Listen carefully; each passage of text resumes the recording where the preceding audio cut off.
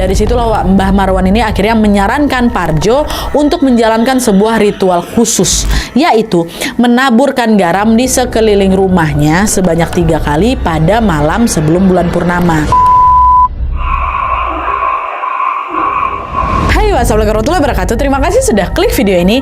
Kalian pasti udah pada tahu kali kan kalau katanya nih malam Jumat adalah sebuah malam yang sangat sakral di mana katanya setan-setan berkeliaran gitu kan. Nah, inilah Wak, kita ngomong-ngomong soal setan ini ya. Malam ini aku akan menceritakan sebuah kisah horor yang masih berkaitan dengan setan tentunya, yaitu tentang perkampungan setan Wak. Jadi ternyata makhluk halus seperti mereka ini ada kalanya bisa mendiami satu wilayah khusus sebagaimana manusia pada umumnya. Tapi karena sosok-sosok itu tidak kasat mata Wak, biasanya manusia ini kan yang nggak ngeh lah kalau misalnya mereka ada di sana juga gitu.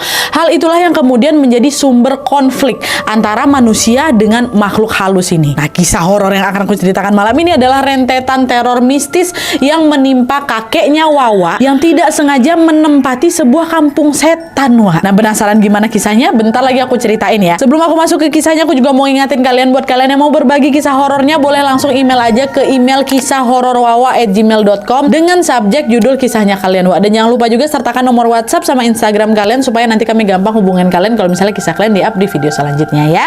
Nah, sekarang tanpa berlama-lama baru nih kita langsung masuk ke cerita tentang kampung setan. Check it out. Tapi tunggu sebentar Wak.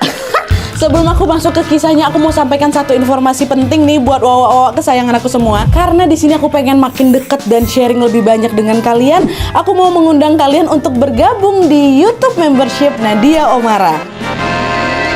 Dengan menjadi YouTube memberku setiap bulannya Wak, kalian akan mendapatkan pertama, tambahan satu konten eksklusif dengan experience baru yang tidak biasa.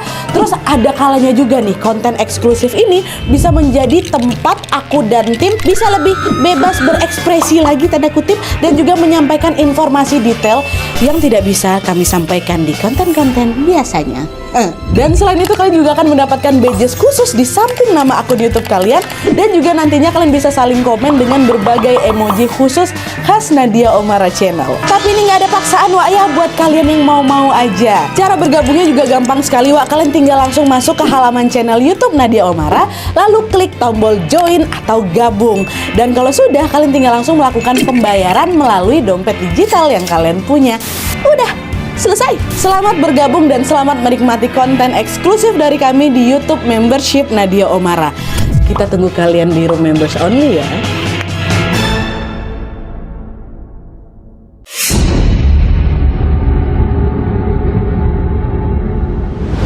Jadi kisah yang akan aku ceritakan malam ini dikirim sama Wawa kita yang bernama Caca dari Jawa Timur. Halo Caca. Nah, jadi Wak, kisah horor ini menimpa keluarga besarnya Caca, dimulai dari kakeknya dan terus berlanjut hingga ke generasi berikutnya.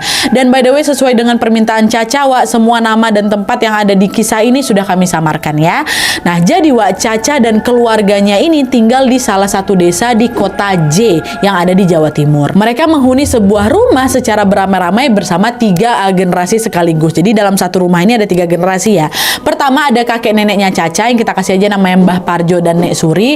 Terus yang kedua ada keluarga budenya Caca namanya Bude Santi. Terus yang ketiga ada keluarga Mama Wiwin atau mamanya Caca bersama dengan keluarganya juga. Nah, rumah yang mereka tempati itu pertama kali dibeli sama Mbah Parjo sekitar tahun 1940-an. Jadi sekarang kita tarik mundur ke kisah di tahun 1940-an ini ya. Ini aku paling suka kali nih kalau dapat kisah dari kakek-kakek awak nih ya. Kisah zaman dulu tuh horornya lain Wak. Dan di sini juga untuk memudahkan ceritanya tanpa mengurangi rasa hormat, aku akan menyebut tokoh-tokohnya ini langsung dengan namanya Wak ya, biar gampang gitu. Jadi ceritanya pada awal tahun 1940-an Wak, Parjo kakeknya Caca ini bekerja sebagai seorang tentara di kota S yang ada di Jawa Timur.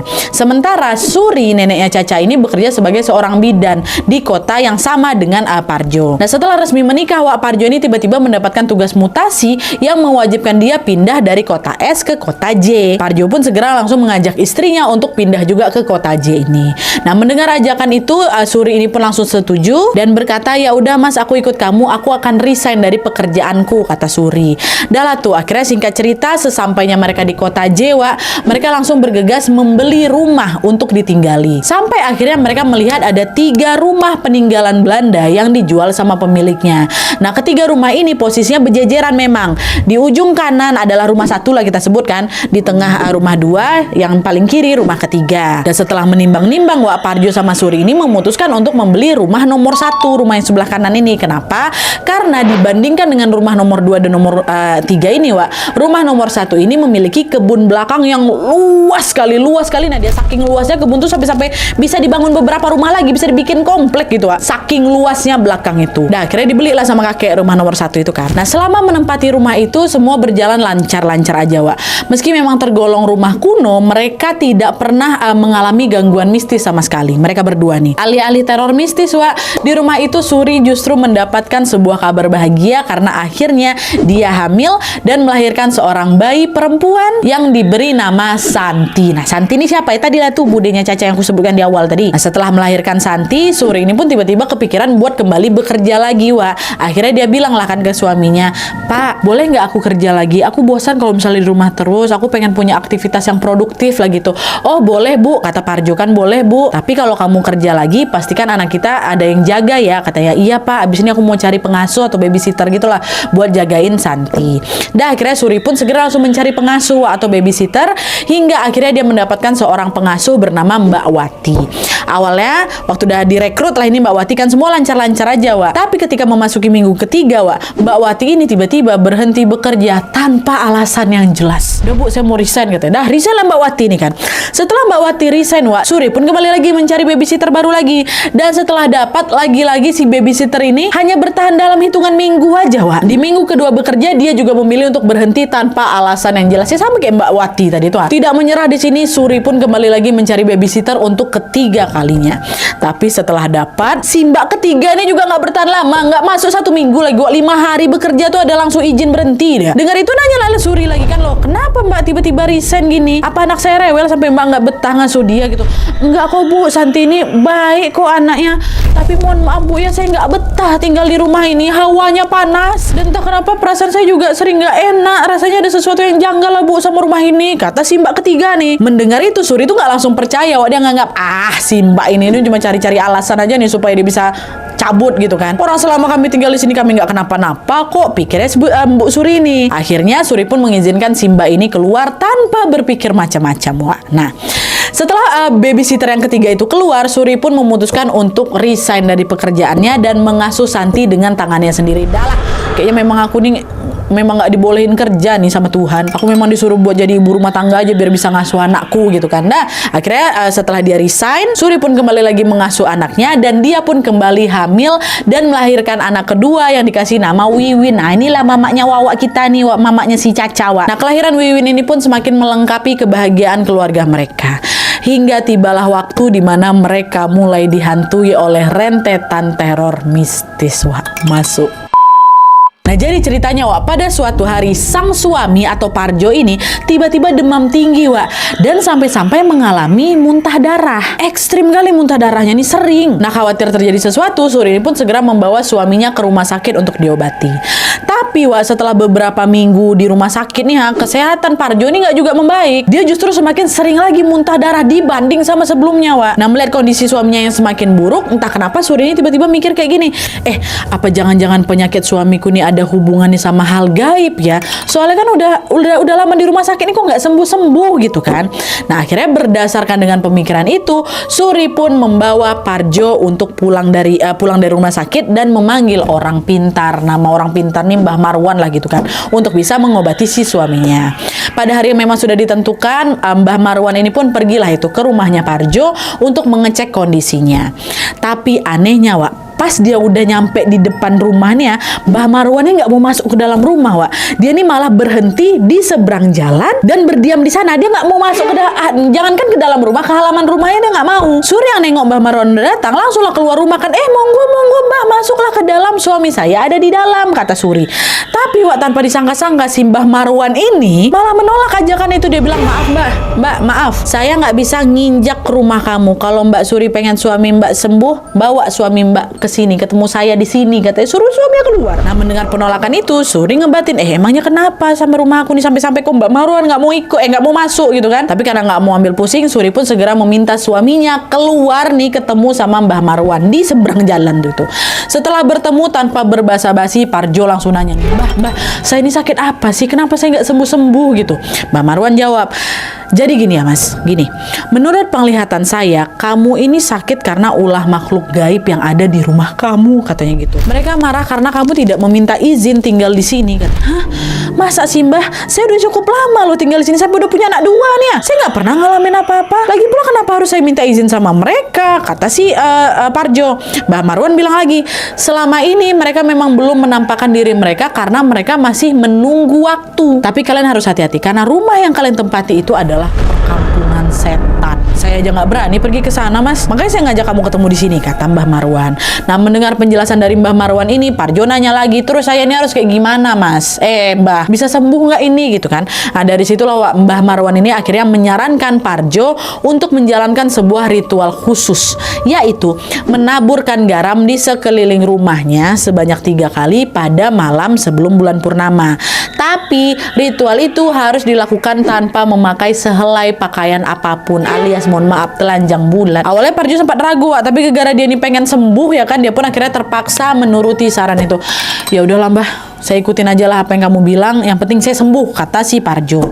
Dan akhirnya singkat cerita, hari yang ditunggu-tunggu itu pun akhirnya tiba Wak. Pada suatu malam sebelum bulan purnama Wak, Parjo pun melepas semua pakaiannya dan menaburkan garam di rumahnya sebanyak 3 kali putaran dengan ditemani sama istrinya Suri, nggak sendirian dia Wak. Nah, tapi pas baru aja masuk ke putaran kedua, pingsan Parjo nih. Astagfirullah mas, kenapa kamu pingsan? Bangun mas, kenapa kamu nggak apa-apa kan? Kata Suri, panik Suri kan. Tapi setelah berkali-kali dibangunkan, Parjo ini pun juga nggak bangun-bangun. Khawatirlah Suri di sini ya kan. Suri ini takut apabila ritual yang dijalankan sama Parjo ini tidak selesai, mereka akan mendapatkan masalah yang lebih besar lagi gitu kan. Nah, didorong oleh pemikiran itu, Suri pun akhirnya memutuskan untuk meneruskan ritual yang dijalankan sama Parjo tadi Wak. Sama kayak Parjo tadi juga. Di situ Suri langsung melepaskan semua pakaiannya dan lalu menaburkan garam di sekeliling rumahnya. Nah, setelah ritual itu selesai, secara tiba-tiba bangun siuman Parjo tuh. Pak, udah bangun pak. Loh kamu ngapain? Udah bapak tenang dulu. Saya yang tadi nerusin ritualnya. Loh ya pak, masuk kita ke dalam rumah. Udah akhirnya mereka masuk dalam rumah, tidur sampailah pagi tiba. Ya. Nah, pada keesokan harinya Wak, ada sesuatu yang tidak biasa terjadi pada Parjo, di mana pada hari itu dia terbangun dalam keadaan yang segar bugar, seolah-olah tidak mengalami sakit sama sekali. Nah, di situ Parjo mikir, wes manjur juga ini nasihatnya Mbah Marwan ya. Aku sudah sehat seperti dulu, kata dia. Tapi sayangnya kesembuhan itu juga tidak berlangsung lama Wak, karena beberapa hari kemudian Parjo kembali jatuh sakit, dan kali ini sakitnya jauh lebih parah dibanding sebelumnya. Jadi pada suatu pagi Wak, Parjo ini nggak kunjung bangun dari tidurnya. Padahal Parjo ini adalah orang yang selalu bangun pagi meskipun dalam keadaan sakit sekalipun. Sakit-sakit yang kemarin tetap bangun pagi, ini nggak bangun-bangun nih. Nah, meskipun merasa janggal Wak, di situ Suri sang istri tidak membangunkan Parjo karena dia menganggap mungkin suaminya masih butuh istirahat gitu. Tapi setelah ditunggu-tunggu sampai siang nggak juga terbangun nih. Nah, khawatir terjadi sesuatu, Suri pun akhirnya kembali ke kamar dan membangunkan si suami ini. Nah, pas baru aja mau ngebangunin Wak, Suri di sini notice bahwa wajahnya Parjo pucat kali, terus badannya dingin. Di situ udah panik kali Suri Wak. Dengan panik dia pun langsung mengguncang-guncang tubuh suaminya. Mas kamu kenapa? Bangun mas, bangun. Parjo sama sekali nggak ngerespon apapun Wak. Dan di saat yang sama juga Suri notice bahwa nafasnya Parjo ini udah nggak terasa lagi, udah nggak bisa positive thinking di situ nenek aku Nadia. Dia pun langsung keluar rumah minta bantuan dan juga memanggil seorang kiai yang memang tidak jauh tinggal di rumahnya. Yang memang tinggal tidak jauh dari rumahnya. Pak Kiai, tolong. Akhirnya datanglah ini Pak Kiai kan. Setelah melihat kondisinya Parjo, Pak Kiai bilang, udah bu, ibu tenang aja Pak, Parjo masih ada kok. Insya Allah dia masih hidup, kata gitu. Dan akhirnya Kiai ini pun macam mengusap kepalanya Parjo, dan selang beberapa saat kemudian Parjo pun bisa membuka matanya lagi. Udah sadar dia nih. Nah, melihat suaminya sudah sadar, Suri pun langsung memberondongnya dengan berbagai pertanyaan kan. Wah, mas kamu tadi kenapa? Kamu tidurnya kok lama kali macam orang meninggal? Mas kamu nggak apa-apa kan? Bebe aja kan? Masa sih bu? Kata si Parjo, masa sih bu? Tapi emang sih barusan aku mimpi sesuatu yang aneh bu. Apa karena itu ya aku nggak bangun-bangun? Kata dia kayak gitu. Emang kamu mimpi apa mas? Cobalah ceritakan ke kami gitu, kata si Suri kan. Disitulah Wak, Parjo pun langsung akhirnya bercerita bahwa dia bermimpi didatangi oleh sesosok laki-laki, tubuhnya tinggi besar, berbulu lebat, matanya merah berapi-api, kata dia. Nah, dengan nada marah Wak, si sosok ini bilang, dasar Dasar kamu manusia tidak tahu diri. Kamu sudah merebut rumahku dan membuat pasukanku tidak betah di sini. Aku tidak akan membiarkanmu dan seluruh keturunanmu hidup tenang, kata dia. Nah, mendengar ancaman itu, Parjo malah bingung di situ, Wak. Dia nanya ke sosok ini, masih dalam mimpi ya. Dia nanya lah, kamu ini siapa? Rumah apa yang kamu maksud nih? Sosok tuh bilang lagi, sebenarnya aku adalah penghuni rumah ini sejak ribuan tahun lalu. Tapi setelah kamu datang tanpa minta izin, pasukanku merasa terusik hingga mereka memilih untuk pindah dari sini. Nah, terus mau kamu apa? Kata Parjo lagi. Terus mau kamu apa? Apa yang bisa saya lakukan nih? Aku mau pasukanku kembali lagi ke sini. Beri kami tempat tinggal di sini. Dan sebagai balasannya kami akan menjagamu dan juga keturunanmu nanti, kata dia. Nah, dengan permintaan itu sebenarnya Parjo ini nggak setuju, Wak. Tapi entah karena dorongan apa, tiba-tiba aja Parjo ini bilang, ya udah ya, aku setuju, kata dia. Nah, dengan disetujuinya kesepakatan dalam mimpi itu, Wak, mereka pun secara resmi terikat dengan perjanjian goib, Wak. Setelah mendengar cerita dari Parjo, ya si Suri ini marah. Ya Allah, Mas, kamu kok bisa-bisanya melakukan perjanjian sama setan, katanya. Gimana nanti nasib keluarga kita? Maafin aku, Bu, maafin aku juga nggak tahu nih kenapa aku mengiyakan permintaan mereka, orang dalam mimpi kok. Nah, mendengar perdebatan antara Parjo sama Suri tadi, Wak, Pak Kiai yang dari tadi juga menyimak obrolan mereka, berusaha menenangkan. Sudah, itu cuma mimpi aja. Insya Allah nggak akan jadi kenyataan kok, kata si Pak Kiai. Nah, mendengar ucapan Pak Kiai, mereka pun lega lah gitu. Iya pula ya, Pak ya. Namanya juga mimpi. Siapa tahu perjanjian tadi juga nggak berlaku lah itu di dunia nyata, kata mereka, mencoba menenangkan diri. Tapi, Wak, ternyata perjanjian gaib itu bukannya sekedar isapan jempol belaka. Karena pada malam bulan purnama ada sebuah peristiwa mistis di rumahnya Parjo yang masih berkaitan dengan perjanjian gaib itu. Nah, jadi ceritanya, Wak, pada suatu hari di bulan purnama, nih masih di tahun 1940-an ya, Parjo dan tetangga sekitar rumahnya tuh berkumpul lah untuk menikmati pemandangan bulan purnama. Dan FYI, Wak, di desanya Parjo ini memang ada kebiasaan khusus di mana para bapak-bapak akan begadang di luar rumah sampai pagi menjelang. Jadi sekalian ronda, sekalian kumpul-kumpul gitu. Nah, malam itu mereka berencana untuk begadang di kebun belakang rumah Parjo yang luas sekali itu. Mereka mau kumpul di situ. Awalnya semua berjalan lancar-lancar aja, Wak. Mereka ngobrol-ngobrol sambil sesekali meminum kopi dan juga ngerokok. Tapi ketika waktu menunjukkan lewat tengah malam, bapak-bapak ini tiba-tiba ngerasa ngantuk sengantuk-ngantuknya. Biasanya enggak, udah minum kopi dan biasanya juga mereka suka nongkrong sampai pagi gitu kan. Nah, karena udah nggak sanggup menahan rasa kantuk yang sekantuk-kantuk kali tadi, mereka pun akhirnya memutuskan untuk tidur. Jadi nggak jadi begadang tuh. Nah, pas lagi enak-enaknya tidur, Wak, salah satu dari mereka yang bernama Joko tiba-tiba mendengar ada suara keramaian nih. Nah, karena penasaran, Joko pun memaksakan diri untuk membuka matanya dan melihat keadaan sekitar. Nah, tepat di saat matanya terbuka, Wak, betapa terkejutnya Joko karena dia melihat ada banyak kali orang lagi berlalu lalang di hadapannya. Ada bapak-bapak, ada anak-anak muda, ada orang tua, ada ibu-ibu lagi hamil, ada ibu-ibu yang lagi gendong anaknya. Pokoknya rame kali, Wak, di situ. Nah, di saat yang sama Joko ini juga menyadari bahwa orang-orang itu sedang memanggul barang-barang di balik punggung mereka. Jadi ada yang lagi manggul selimut, bantal, guling, ada juga karung goni berisi baju-baju, pokoknya macam-macam lah. Macam orang lagi pindahan, Wak. Tapi anehnya orang-orang yang lewat itu berwajah pucat pasi dan tidak tersenyum sama sekali. Biasanya kan kalau sesama warga saling senyum lah gitu kalau misalnya lagi lewat gitu kan. Ini enggak, Wak. Nah, belum sempat mencerna keanehan itu, Joko nengok kawan-kawan yang lain juga masih ada di sana, Wak, tapi masih tertidur. Jadi cuman dia aja tuh yang ngelihat semua keramaian itu. Meskipun begitu, Joko ini nggak ngerasa takut sama sekali, Wak. Dia yang ada malah penasaran dan memberanikan diri untuk bertanya kepada ibu-ibu yang lewat itu. Bu, permisi, kok rame-rame ke sini? Memangnya lagi ada apa? Ibu ini asalnya dari mana? Kata kayak gitu. Joko belum pernah ngeliat ibu ini, Wak. Nah, mendengar pertanyaan Joko, Wak, si ibu tadi sama sekali nggak ngegubris tuh. Dia berlalu gitu aja, Wak, tanpa sempat menjawab sepatah kata apapun.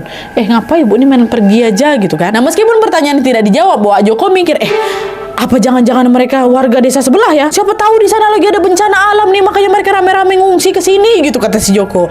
Dan untuk membuktikan anggapannya itu, Wak, Joko pun akhirnya membangunkan salah satu kawan yang ada di sana nih, salah satu bapak-bapak yang ada di situ. Namanya Pak Muiz. Pak, bangunlah, Pak, kita coba cek ke desa sebelah yuk, kata gitu. Tapi di sini Joko belum cerita apapun ya, Wak, ya ke Muiz ya. Muiz pun pas bangun udah nggak nanya apa-apa lagi, dia iya-iyain aja tuh. Nah, setelah Muiz ini bangun, mereka berdua ini pun segera langsung pergi berjalan kaki menuju ke desa sebelah yang nggak begitu jauh memang, Wak. Tapi sesampainya mereka di sana, Joko terkejut. kok nggak ada sesuatu yang mencurigakan di sini. Situasi di desa sebelah itu betul-betul sepi, Wak. Bahkan tidak ada satupun warga yang berkeliaran keluar rumah tengah malam kok itu. Nah, karena nggak ada apa-apa ya Joko jadi mikir loh. Terus tadi orang-orang tadi itu siapa? Yang mereka asalnya dari mana nih? Wah, nggak betulinya jangan, kata si Joko. Nah, merasa ada yang nggak beres di situ, baru Wak Joko pun bercerita ke Muiz tentang kejanggalan yang dia lihat tadi. Pak, tadi tuh saya lihat ada banyak kali Pak warga datang ke kebun belakang tuh. Mereka bawa bawaan macam orang pindahan Pak. Oh, semua pokoknya diceritain sama si apa kan Joko kan. Dengar itu Muiz cuma bilang, ah yang benar Pak. Kok aku nggak dengar suara apapun ya? Suara kamu aja tadi yang aku dengar waktu bangunin aku. Ih, jangan-jangan makhluk halus nggak itu Pak Joko? Ah, jangan ngada-ngada kamu Pak. Aku tadi lihat kok mereka semua manusia. Nggak mungkin Pak. Masa ya tengah malam kayak gini mereka pindah-pindahan? Pucat-pucat pula muka mereka kan. Bapak ngajak ngomong aja mereka nggak gubris. Feeling aku tuh hantu tuh Pak. Apalagi lagi malam purnama nih ha. Konon katanya kan malam ini banyak makhluk halus berkeliaran Pak. Kata Pak Muiz nakut-nakutin Wak. Mendengar penjelasan Muiz merinding juga si Joko ini kan. Dia pun akhirnya menceritakanlah hal itu ke Parjo. Karena kan memang kejadian ini terjadi di kebunnya Parjo kan Wak. Joko waktu itu khawatir kedatangan makhluk-makhluk halus itu bisa membawa petaka bagi Parjo. Dan waktu akhirnya malam itu mereka balik lagi nih ke rumahnya si Parjo dari desa sebelah. Sesampai di sana Joko pun langsung juga menceritakan peristiwa mistis secara detail dari A sampai Z apa yang dia tengok tadi. Gini Pak, tadi gitu kan. Nah, mendengar cerita Joko, Parjo tuh langsung merinding di situ. Astagfirullahalazim, apa jangan-jangan yang Joko lihat tadi tuh ada hubungannya sama perjanjian gaib tempo hari itu ya? Kan kemarin kata dia pasukannya mau balik lagi ke sini, pasukannya baru pindah, ini pasukannya datang lagi bawa barang banyak. Sampai gitu pikirannya si Parjo nih. Dan ternyata dugaan itu memang betul katanya Wak. Dimana sejak kejadian itu Parjo ini selalu bermimpi didatangi sama sosok hitam berbulu tadi itu ha. Di dalam mimpinya Parjo Wak, sosok itu selalu bilang bahwa dia sudah mengajak pasukannya kembali ke rumahnya Parjo. Dan selain itu si sosok ini juga menekankan bahwa Parjo sudah terikat secara goib dan tidak akan bisa melepaskan diri sampai akhir hayatnya. Makin diverifikasi sama si sosok itu. Nah, mendengar itu Parjo pun nggak bisa berbuat banyak Wak. Selain ya udah menjalani sisa hidupnya dalam bayang-bayangan ketakutan aja. Nah, dia kakek aku tuh, kata si Caca. Akhirnya singkat cerita Wak, berpuluh-puluh tahun pun berlalu hingga tibalah momen dimana Santi dan Wiwin ini juga sudah beranjak dewasa dan juga sudah berumah tangga. Wiwin sudah menikah dan memiliki seorang anak. Inilah si Caca ini Wak yang kirim cerita ini.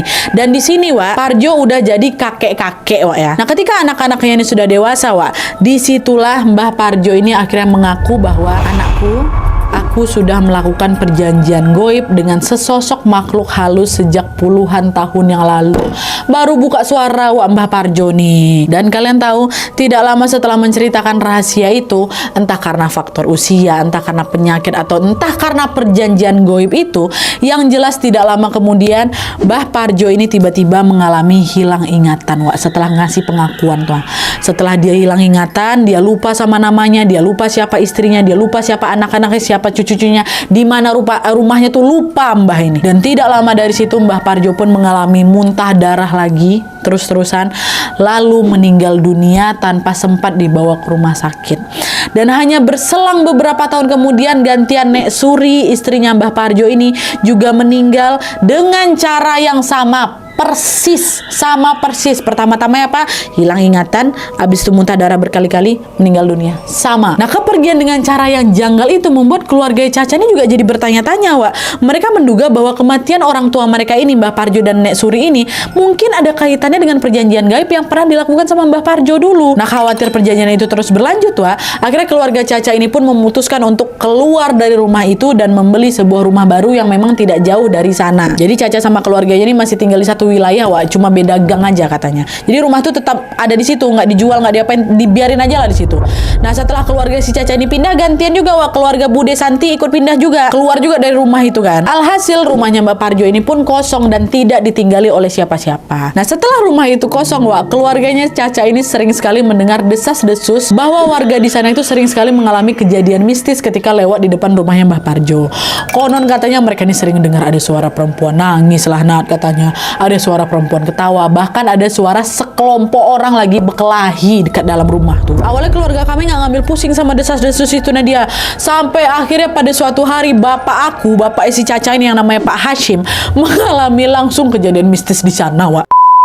Nah, jadi ceritanya pada suatu sore Pak Hashim ini sengaja memang mampir ke rumahnya Mbah Parjo, ke rumah mertuanya ini untuk bersih-bersih. Nah setelah bersih-bersih dia pun bergegas lah balik lagi ke rumahnya. Nah selang beberapa jam balik nih Wak ya, Pak Hashim ini tiba-tiba dikejutkan dengan suara ketukan pintu di depan rumahnya. Di rumahnya Wak ya, bukan rumahnya Pak Parjo. Tok tok tok tok, Assalamualaikum Pak Hashim, Assalamualaikum gitu. Buru-buru nih yang ngetok pintu tuh. Dan Pak Hashim langsung keluar dan ternyata yang bertamu itu adalah tetangganya juga Wak, namanya Pak Yanto. Ada apa Pak Yanto, tumben kesini kata gitu. Pak, saya mau ngabarin ini, di dalam rumah mertuanya Bapak, di rumahnya Pak Parjo, lagi ada suara orang berantem Pak, tolonglah ditengok tuh nanti ada apa-apa pula, saya nggak bisa masuk soalnya Pak, kata gitu. Masa iya? Kayak nggak mungkin lah Pak, saya juga tadi baru dari sana, pintu rumah udah saya kunci semuanya. Beneran Pak, saya nggak bohong, nggak cuma saya kok dengar, bapak yang lain juga dengar. Bapak cobalah ngecek ke sana, katanya gitu. Oh iya Pak, saya ke sana sekarang juga, kata Pak Hashim kan. Dan lah tuh akhirnya Pak Hashim pun langsung lah balik lagi ke rumahnya Mbah Parjo buat ngecek nih siapa yang berantem dekat rumah mertuaku nih kan. Nah sesampai di rumah Mbah Parjo Pak Hashim sama sekali tidak melihat adanya kejanggalan seperti yang dibilang sama Pak Yanto. Nggak ada orang berantem di dalam rumah tuh. Rumah itu dalam keadaan kosong tanpa ada satu orang pun di dalamnya kecuali Pak Hashim. Dan di situ dia mikir, loh katanya tadi ada orang yang berantem tapi kok sepi kayak gini gitu kan. Nah karena di sana nggak ada apa-apa, udah Pak Hashim pun langsung memutuskan mau balik lagi nih ke rumahnya. Nah pas baru aja balik badan Wak ya, tiba-tiba di situ Pak Hashim dikejutkan dengan suara golok yang saling bergerincing Wak, macam orang lagi main pedang-pedangan. Terdengar tuh. Nah belum sempat mencerna keanehan itu, Pak Hashim lagi-lagi dikejutkan dengan kemunculan sosok wanita berambut panjang, berpostur tinggi, sedikit membungkuk ya, terus mulutnya nganga gitu, lebar kali sampai bibir bawahnya sampai menyentuh dadanya Wak. Berdiri itu depan dia tuh sosok nih, langsung gemetar lah Pak Hashim. Astagfirullah, nggak bisa gerak Wak. Nah melihat Pak Hashim yang ketakutan, sosok itu bukan hilang Wak, dia malah ketawa sambil memamerkan lidah panjangnya dan giginya yang bertaring semua. Dan aduh merinding aku. Dan ketika sosok itu tertawa Wak, Pak Hashim kembali mendengar suara golok yang lagi gerincing tadi itu. Dan kalian tahu ya Allah, suara golok itu ternyata berasal dari suara gigi makhluk tuh. Suara gigi makhluk yang lagi bergemelet tuh. Apa bahasa bergemelet tuh? Lagi kayak gitu tuh. Ada suara golok tuh, suara gigi itu rupanya. Bukan suara orang lagi berantem. Aduh golok, suara gigi gini. Nah, suaranya kayak gitu. Astagfirullahaladzim, macam golok lagi beradu. Melihat pemandangan mengerikan itu, Pak Hashim pun tidak henti-hentinya langsung merapalkan surah-surah pendek sebisanya Wak.